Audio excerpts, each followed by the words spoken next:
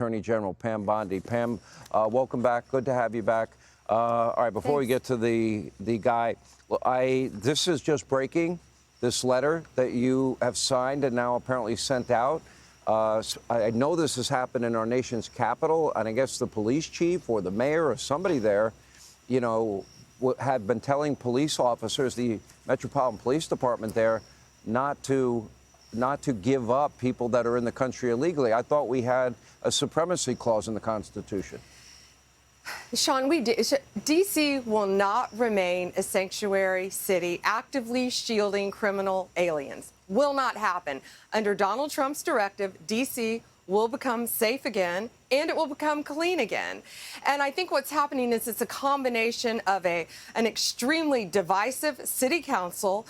You have liberal judges, you have no cash bail, as you said, you have juveniles running rampant over this city, and you have a Metro Police Department. They want to do their jobs. And we have been out there for the last few nights with all of our federal agencies. Sean, they have been working so hard, working together. We've made 156 arrests, 27 firearms have been seized.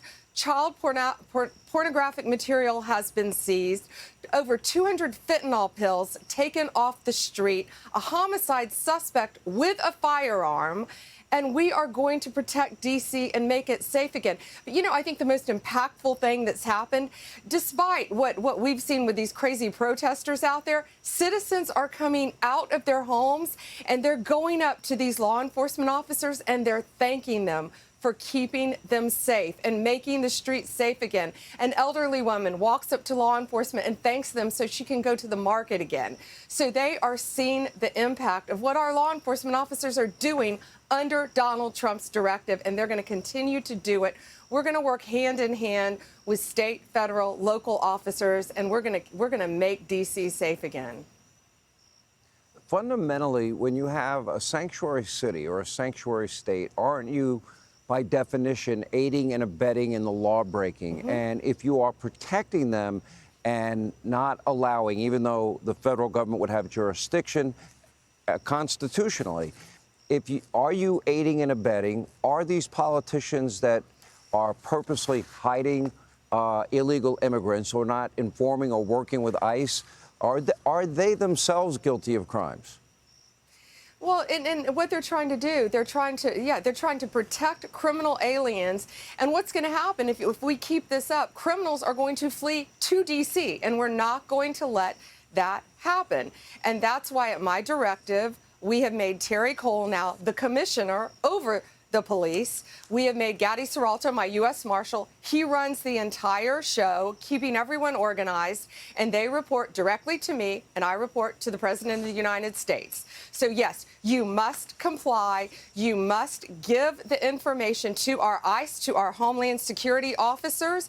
If they have information of an illegal alien living in D.C., they must give us that information. And we are going to stop crime, Sean, in D.C., and we're going to clean it up in this country. And President Trump is committed to that. No longer is that going to happen in this beautiful city where our tourists come, where our residents live. We all live here. We are going to keep it safe. And it's our nation's capital. It's beautiful, and it's going to be beautiful and clean again. Okay, let's focus and dial in. So D.C., sanctuary city, L.A., sanctuary city, San Francisco, sanctuary city, New York City, sanctuary city, California, sanctuary state. What does this mean in reality for all of these locations, municipalities, states moving forward? They must comply. Yesterday, I sent out 33 letters to mayors around this country. I think 3 or 4 of them were in California alone, not surprising. I sent out letters to all of these mayors and to the governors saying, you must comply. We want to know what you're doing to comply with our federal government. So we're going to see. I'll let you know how they respond. They have 5 days to respond to me. Okay, let me move on, and I want to ask you about this incident where the DOJ employee charged with felony assault after hitting this federal agent with this Subway sandwich may not sound like a big threat. What a lot of people may not be thinking of an agent being assaulted like that, they have no idea what is being hurled at them. And this is now going to be charged as a felony. What message is the Department of Justice now sending people that are attacking agents this way? And what do you say to the people that are tipping off illegal immigrants? Well, we're coming after you. We've made that very clear. And that guy worked for the Department of Justice.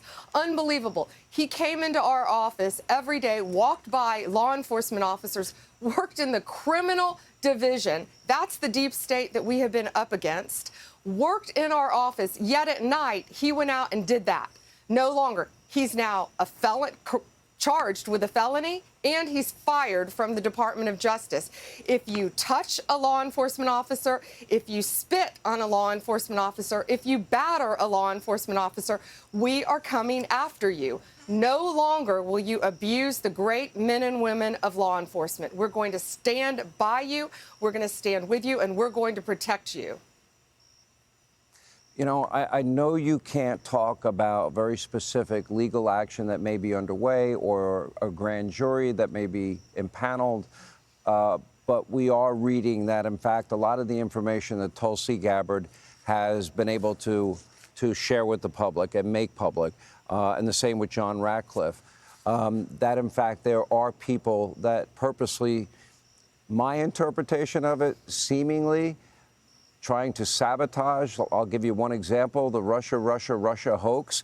We had a career senior intelligence assessment of the 2016 election. Then there was an order to go out and get another one because they didn't like the result of the first one. We know that the Hillary Clinton bought and paid for Russian disinformation dossier was used for not one but 4 FISA warrants, and yet they knew very early on that it was debunked and not true. If you lie to a FISA court, as a matter of law, don't you have an obligation to go back and tell the court as soon as you know that information you provided that court was inaccurate and not true?